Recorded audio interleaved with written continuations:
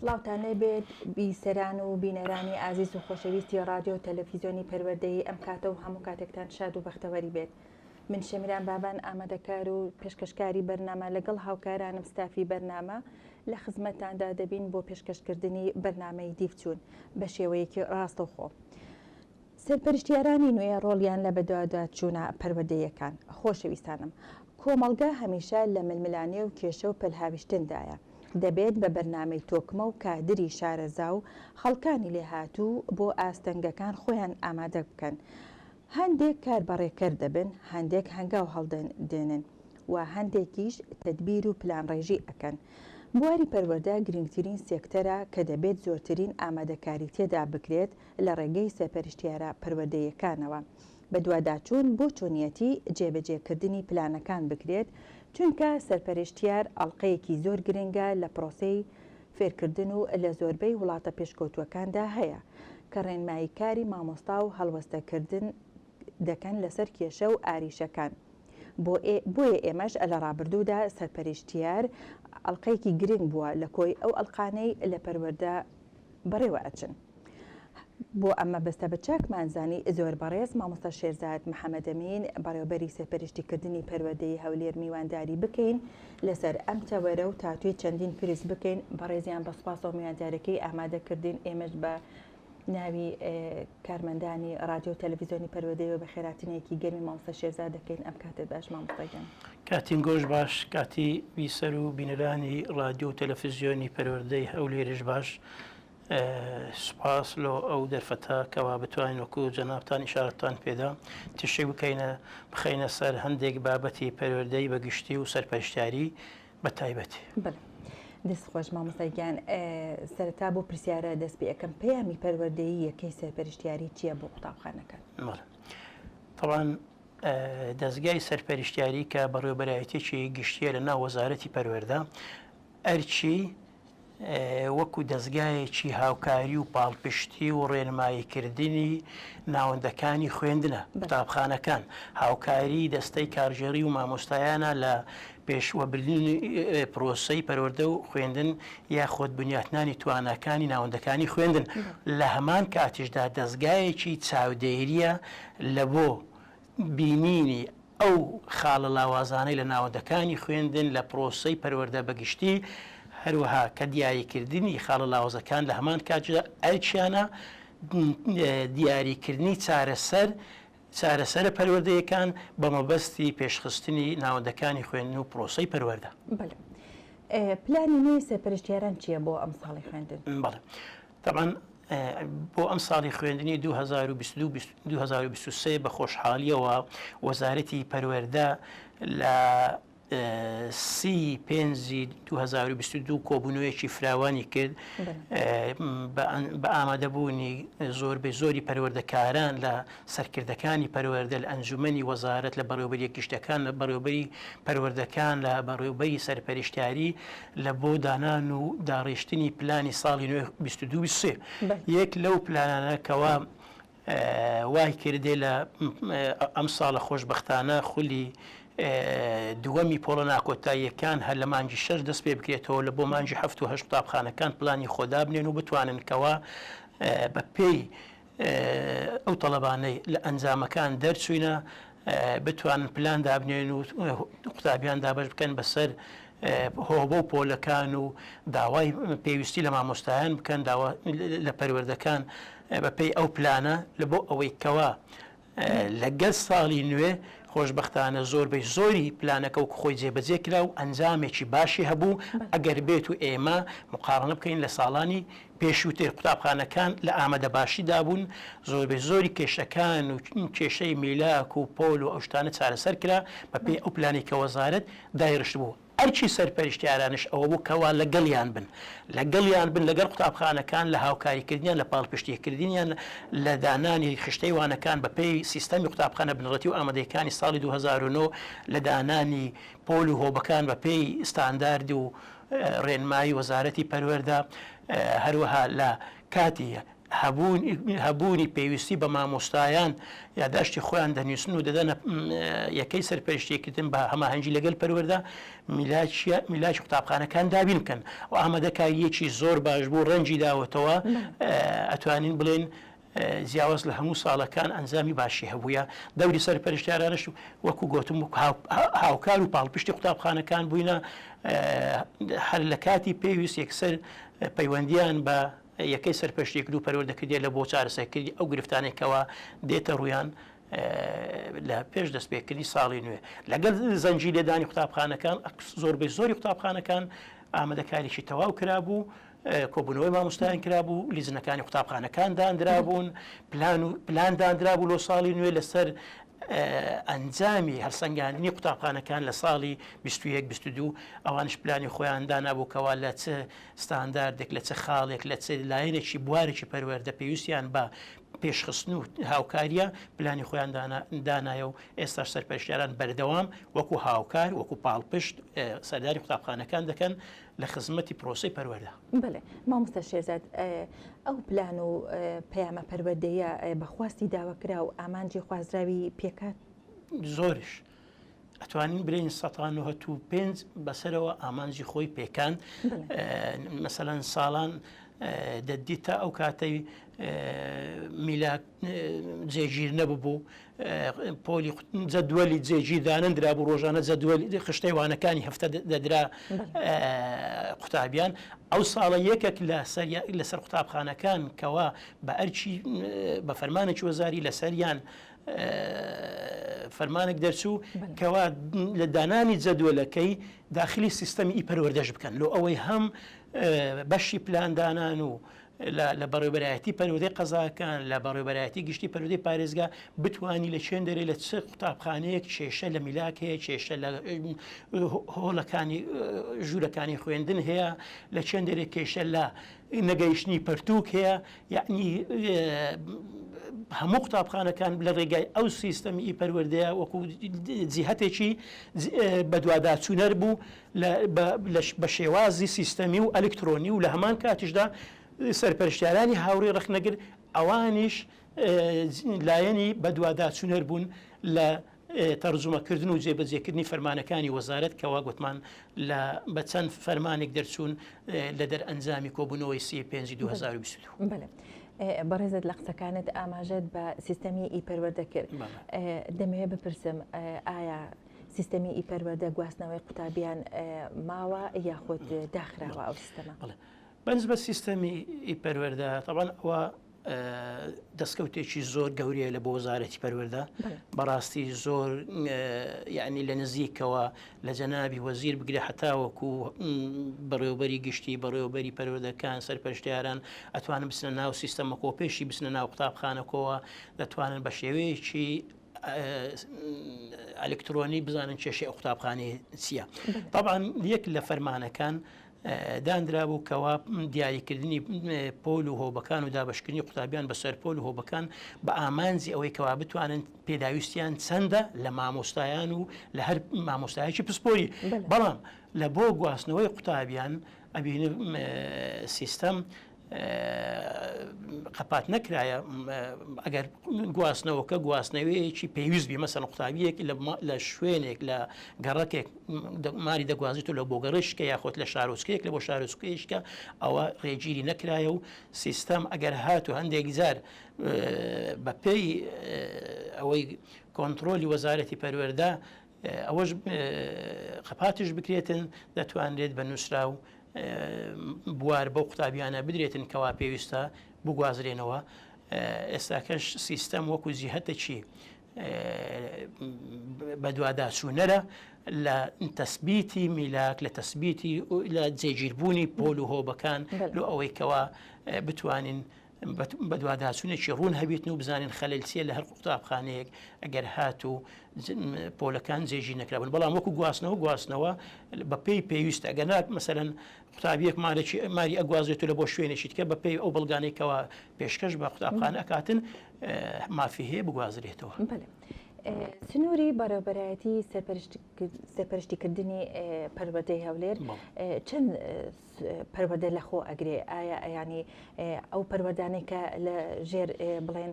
بەڕێوەبەرایەتەکەی ئێوەیان چۆن ڕێنمایی و پەیامەکانتان ئەگا پێ؟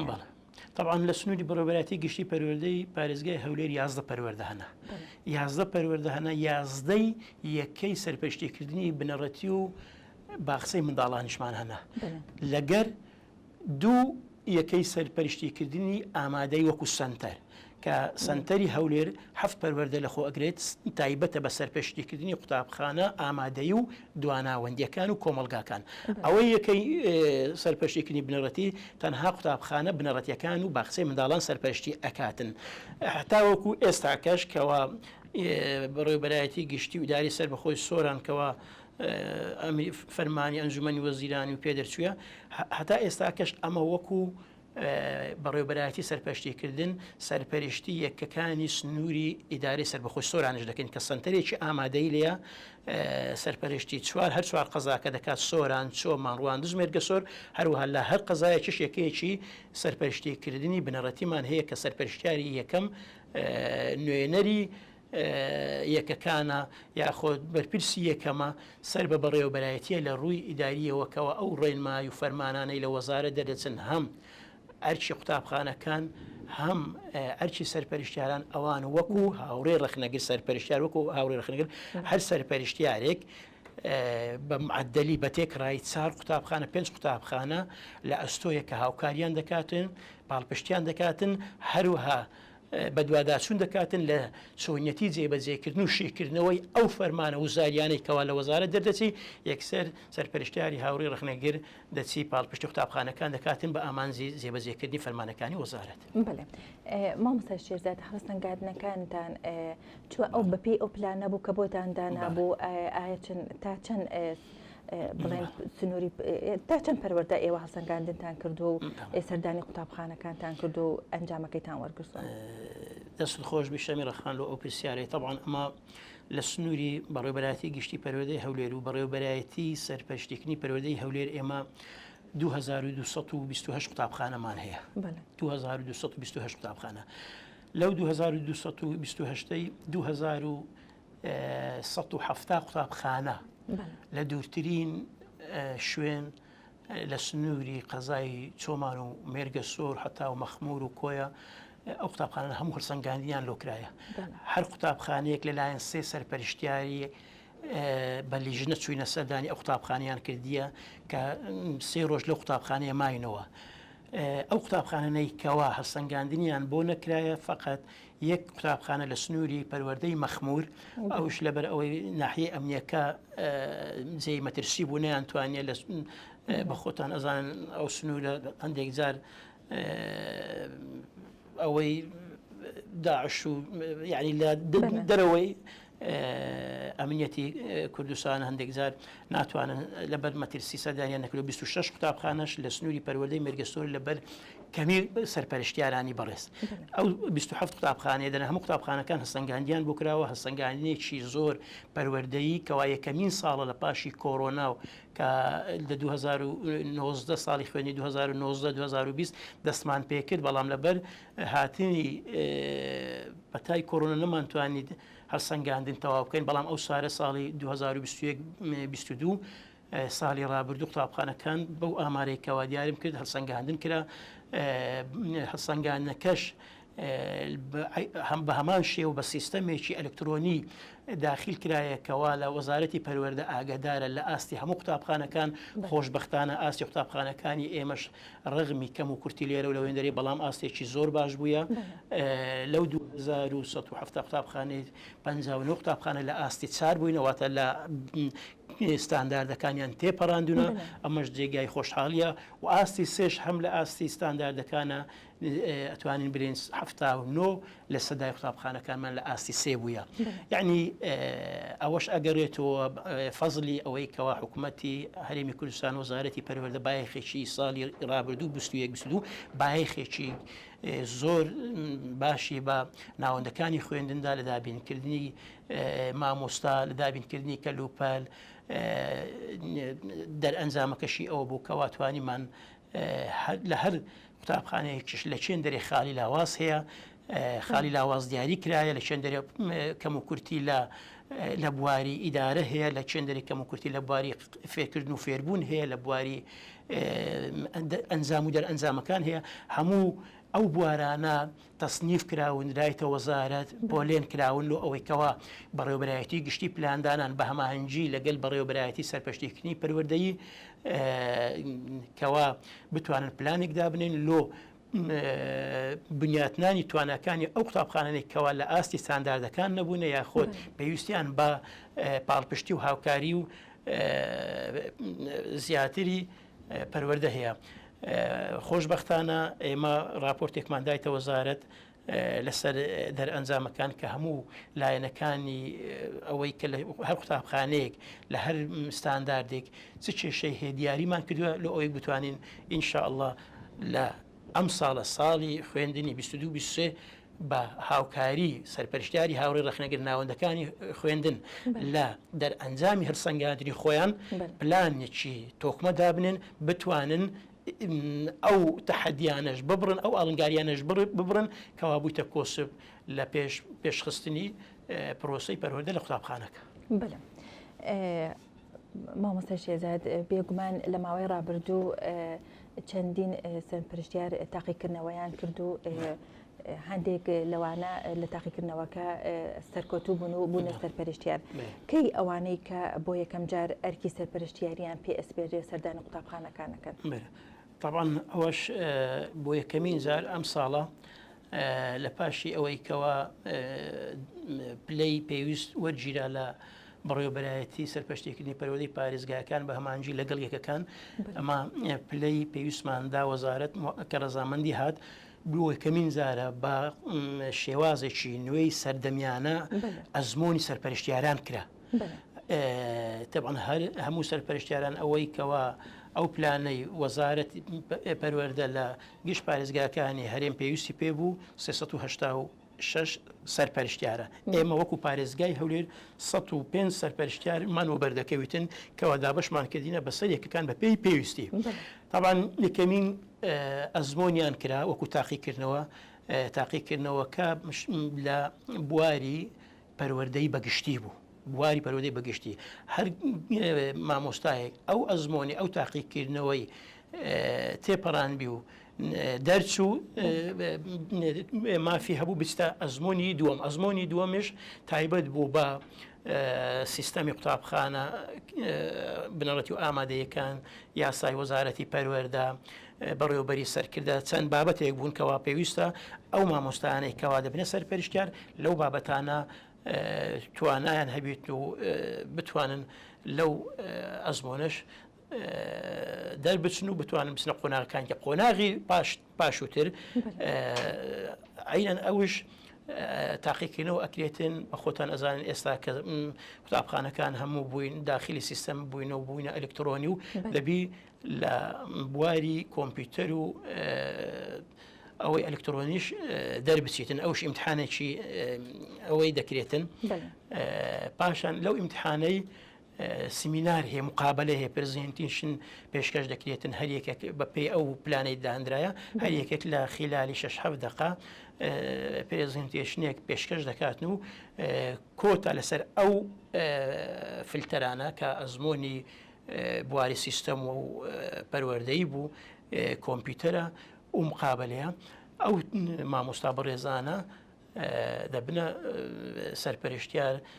پاش تێپەڕبوونی ئەو هەموو فلترانە یعنی شتێکی زۆر باش بوو هەمووش وەزارە سەرپەرشتی دەکات لیژنەیەکی زۆر بە ئەزمۆن و بە ئیمکانیەتن ئەکسەریش ئەزمۆنەکان کەوا کرایە ئەلکترۆنی بووە دوور لە هەموو دەستێوەردانێکی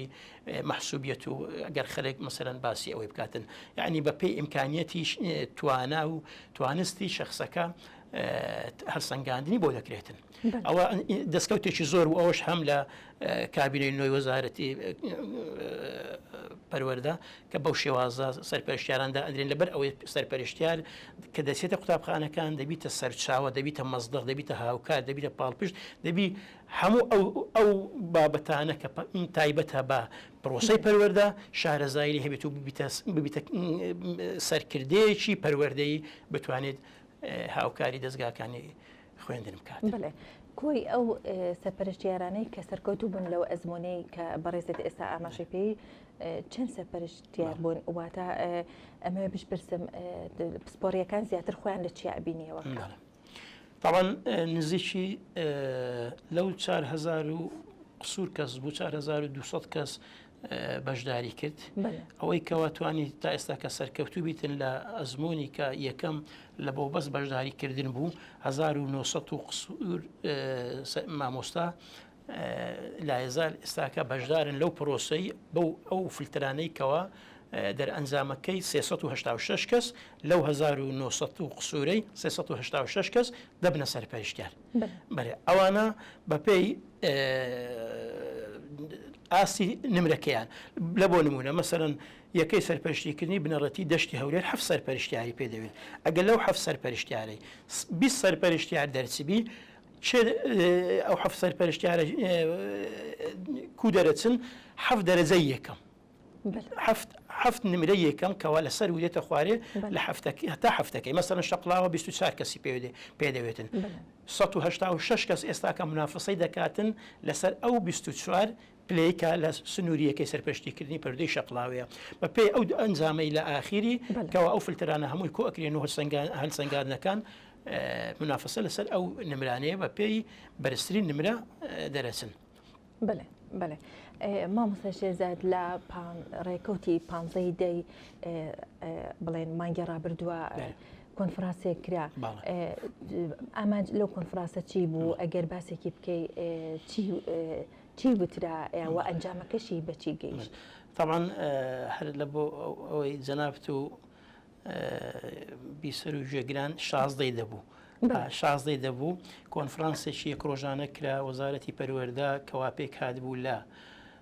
زۆربەی زۆری سەرکردە پەروەردەیەکان لە ئەنجومەنی وەزارەت لە بەڕێوەبەری گشتی پەروەردەی پارێزگاکان لە بەڕێوەبەری پەروەردەی قەزاکان لە سەرپەرشتیارانی بنەڕەتی ئامادەی سەرپەرشتیاری یەکەم بەڕێوەبەری سەرپەرشتیاران یعنی نخبەیەک لە سەرکردە پەروەردەیەکان کەوا تایبەتمەند بوون بە کۆنفرانسێک لەسەر بابەتی پێداچوونەوە بە شێوازی نوێی سەرپەرشتیکردن و بنیاتنانی قوتابخانە بنەڕەتی و ئامادەیەکان بنیاتنانی توانای قوتابخانە بنەڕەتی و ئامادەیەکان طبعا ئەو شێوازەی نوێی سەرپەرشتیاری کە باسمان کرد خۆی دەبینیتەوە لە بەڕێوەبەری لە قوتابخانەکان کەوا ئێستا کە بەڕێوەبەر بوویتە بەڕێوەبەری سەرکردە یەک لە دەسەڵاتەکان کەوا پاشان بە ئامارش باسەکەم ئەگەر پێویست بوو بەڕێوەبەر وەکو سەرپەرشتیارێکی جێنشین لە قوتابخانە مامۆستایەکان 100% هەڵە سەنجێنی مامۆستا و یاریدەر و ڕێنمایی کارەکان و ئامانز لەو کۆنفرانسەی ئەوە بوو پێداچوونەوەیەک بە ئەو سەرنج و تێبینیانەی کەوا لە کۆی ئەندامانی پەروەەردە لە مامۆستایان لە خەلکی ئەنجومەنی دایکان و باوکان لە سەرپەرشتیاران لە هاوڕێی ڕخنەگیر لە لیژنەکانی سنگانی دەرەکی لە چۆنیەتی شێوازەکەی لە ئالنگاریەکان لە ئەو خاڵانە چین کەوا پێویستە هەڵوەستەی لەسەر بکرێتن و بگۆڕدرێتن یاخۆ تعدیل بکرێتن یاخۆت بە شێوازش کە دابڕژێتەوە طبعا گفتوگۆیەکی زۆر کرا سەرنج و تێبینیەکان هەمووی بە هەند وەرگیران پێشترش داوا کرابوو لە سەرپەرشتیاران و لە یەکەکان سەرنج و تێبینیەکانیان لەسەر پرۆسەی سەرپەرشتیاری و شێوازی نوێی سەرپەرشتیاری پێشکەش بکەن لە دەرئەنجامەکان ئەو داواکاریانەی کەوا پێویست بوو ئەوەی کەوا زیاتر گفتوگۆی لەسەر کرا لە بۆ ئەوەی کەوە بە بڕیارێکی وەکو کۆنفرانس وەکو دەسەڵاتێکی بەرزتر لە فەرمانێکی وزاری ئەو خاڵانە هەمووی دەستنیشان کران کەوا پێویستە لە خزمەتی پرۆسەی پەروەردە هەموار بکرێتەوە یاخۆت بە دیلی باشتردا بنرێتن لە ئەوەیەکەوە دائیمەن هەر ئیشێک دەخرێتە سەر بواری جێبەجێکردن لە کاتی تەطبیقەکە ممکنە هەندێک سەرنج و تێبینی دیار بکەون ئەو سەرنج و تێبینیانش مەیدانیان لە سەر پەرشتیاران وەرگیرایە لە بەڕێوەبەری قوتابخانەکان وەرگیر حتا بەڕێوەبەری قوتابخانەکانش بەشداریان تێدا کرد تەمەنا دەکەین لەو زوانە بە فەرمانێکی وەزاری ئەو بڕیارانەی کەوە لە شێوازی نوێی و لە بنیاتنانی توانای قوتابخانەکان دەردەچێتن بە فەرمانێکی وەزاری بگاتە ناوەندەکانی خوێندوو بگاتە برایانی سەرپەرشتیار و ئەوی بتوانین زیاتر خزمەتی پرۆسەی پەروەردە بکەین وەکو دەستگای سەرپەرشتیاری. مامۆستەگیان نامەوێت لەوە زیاترمان دوو بکەم ئەمە کۆتا پرسیار ئاڕاستی بەڕێزت کەم کۆمەڵێک مامۆستا بەشدار بوون لە خولی ڕاهێنان و ڕەوانەی ناوەندەکانی خوێندن کران. هەماهنگگیتان لەگەڵ هەماهنگگیان لەگەڵ هاوڕێی ڕخنەگەر دەبێت ئەگەر ئەو هاوڕێتیان هەبوو چۆن نەبێ ینی بەتەکیت سەرپەرشتیاری هاوڕێی ڕخنەگەر هاوکاری و پاڵپشتی قوتابخانەکانە ئەو ڕاهێنەرانشکەوە وەزارەتی پەروەردە بەشداری خولی پێکردینەکەەوە ئەوانش ببنە ڕاهێنان بە مامۆستایان بکەن هاوکار بن وەکو ڕاهێنەرێک کە زانیاری و ئەویان هەبیتن بە شێوازی نوێی وانە وتنەوە میتۆدی نوێی وانە وتنەوە و بتوانن بە خۆمان بگونجینین لەگەڵ ئەو شێوازە نوێی کەوا لە گۆڕانی بەسەدا هاتووە لە ئەدای مامۆستای لە ئەرچی مامۆستای ئەو ڕاهێنەرانە وەکو هاوڕێی ڕخنەگەر هەیەکێکیان سەرپەرشتی دووسێ ناوەندی خوێندن لە سنوورێک دەکاتن خولیان پێدەکاتنەوە ئەو زانیاری فێربوویە ئەو پەیامەی ئەو زانیاری کەواوەی گرتووە لە خولەکە ئەوش دەگەینێتە ناوەندەکانی خوێن و دەگەینتە مامۆستایانی بەڕێز لەبەر ئەوەی ئێستاکە ئەمە بەرای ئەوەی ئەچین سەرپەرشتیاری پسپۆری وەکو سەردانی پسپۆری دەوری خۆ نابینێتن تەنها ئەوەی پسپۆری ئەتواندرێت وەزارەتی پەروەردە لە ڕێگای بەڕێوەبەرایەتی مەشق و ڕاهێنان خول بۆ مامۆستایانی پسپۆری بکاتەوە لە ڕێگەی ئەو ڕاهێنانە زانیاری زیاتریان پێبگاتن هەر یەکێک بە دەوری خۆی هەرستیتن واتە کاری پسپۆری لە مەودووە زیاتر دەبێتە ئەرچی بەڕێوەبەرایەتی مەشق و ڕاهێنان لە ڕێگای ڕاهێنەرەکانی پسپۆری بە پێی ئەو سەرنج و تێبینیانەی ساڵانە لە قوتابخانەکان بەرز دەکرێتەوە لە ڕێگای سەرپەرشتیاری هاوڕێی ڕخنەگەر بەرز دەکرێتەوە چ خولەک پێویستە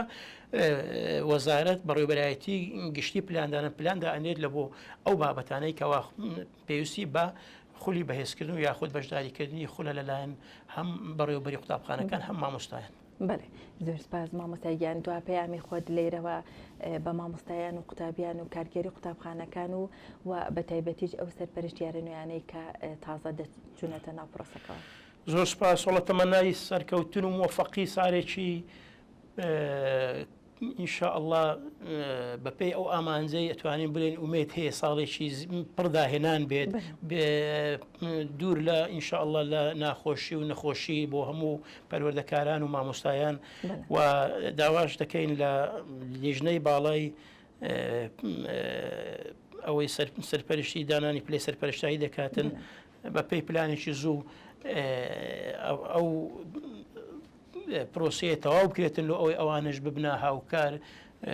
ئەو شوێنانەی کەوا شاغیریان هەیە خۆت پێویستیان بە سەرپەرشتیار هەیە بتوانن مەیدانیان خزمەت بکەن و ببنە ئەندامێکی کاریگەر لە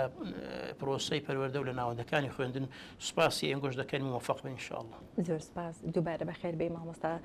شێرزاد محەممەد ئەمین بەڕێوەبەری سەرپەرشتیکردنی پەروەردەی هەولێر دووبارە بەخێر بێ ماندوومان کردی ئەرکە کێشایی بەیتەمە درێژوو لە ساغی بۆ بەڕێستا خوازین. زۆر سپاس. خۆشەویستان لێرەدا بەرنامەی دیفچوون بە کۆتا دووبارە ڕێزی من شەمیران بابان ئامادەکار و پێشکەشکاری بەرنامە لەگەڵ هاوکارانم ستافی بەرنامە قبول بفەرمون بەخواتان ئەسپێرم و خواتان لەگەڵ بێت.